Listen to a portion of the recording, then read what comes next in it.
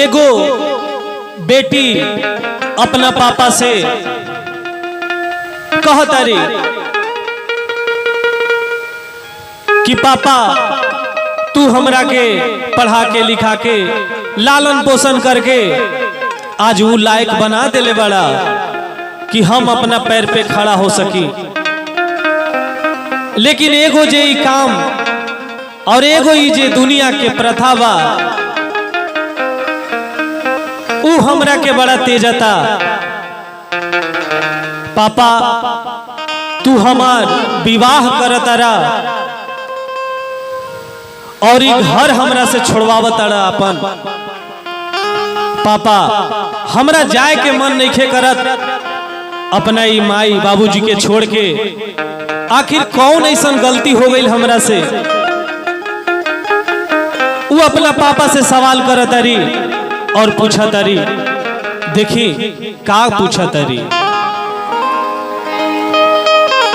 कवन ऐसन काज कहला कैली न जवाना। कहतारी के ऐसा कौन काम कहला जे राउर आ गया हम ना मान ली। बाबूजी कवन ऐसन काज कहला कैली न जवाना। कवन ऐसन काज कहला कहली न जवाना।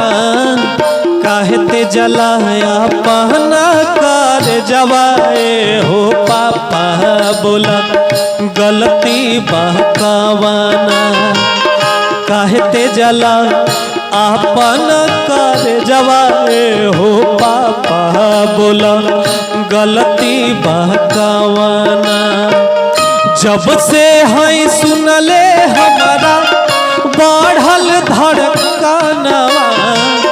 जब से है सुनले हमारा बढ़ल धड़कनवा। कहते जला पहना तू बिटियाए हो पापा बोला गलती बहकावाना।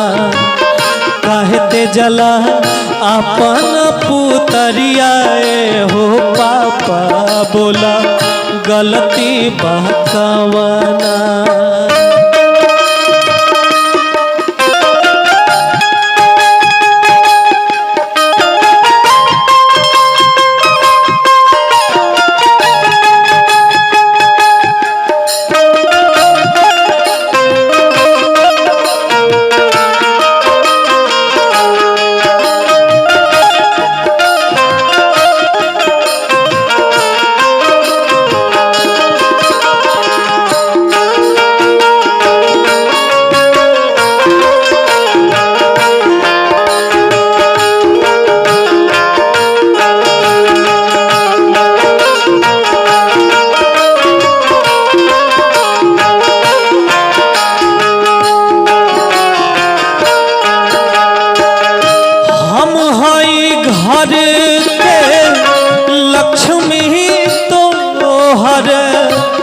ऐसन कहत रहला तू।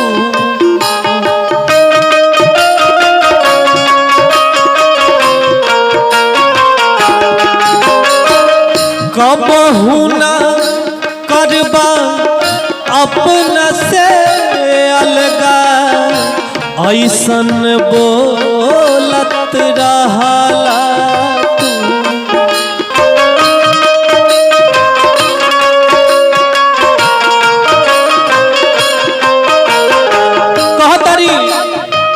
कि पापा तू ही ना हमरा के कहता रहा कि हमार घरे ई लक्ष्मी आइल बिया। तू एकदम लक्ष्मी के रूप हो हमार बेटी। तू ही कहत रहला पापा और कहत रहला कि तहरा के कबो हम अपना आँखी से दूर न जाए दे। आज ही कौन समय आ गई पापा। हम हई घर के लक्ष्मी तो हर ऐसन कहत रहला तू। कबहू न करबा अपना से अलगा ऐसन बोलत रहला तू।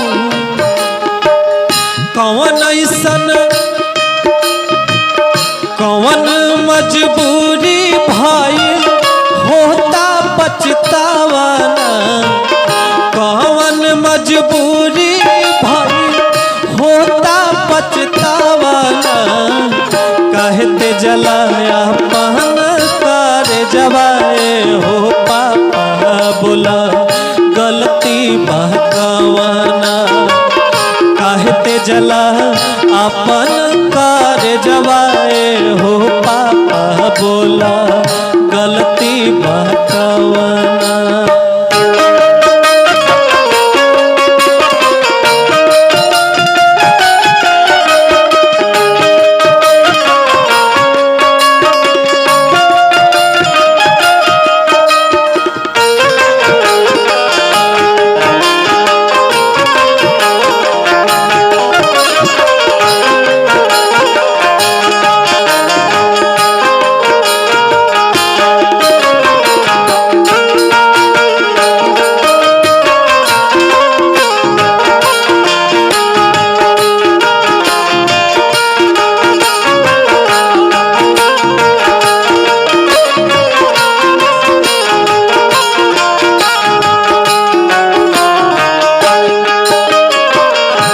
कहतारी माई से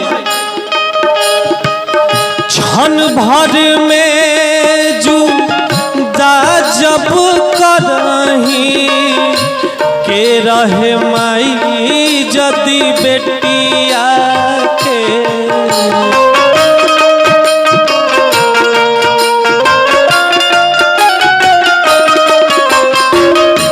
काहे न जमते हला तू हमार नरटिया के।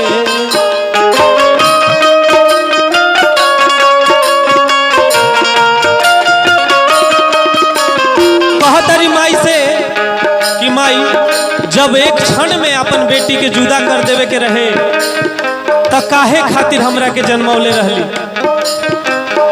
अब ऐसा जब बात रहे तो हमरा जमते तू काहे न नरेटी दबा देले।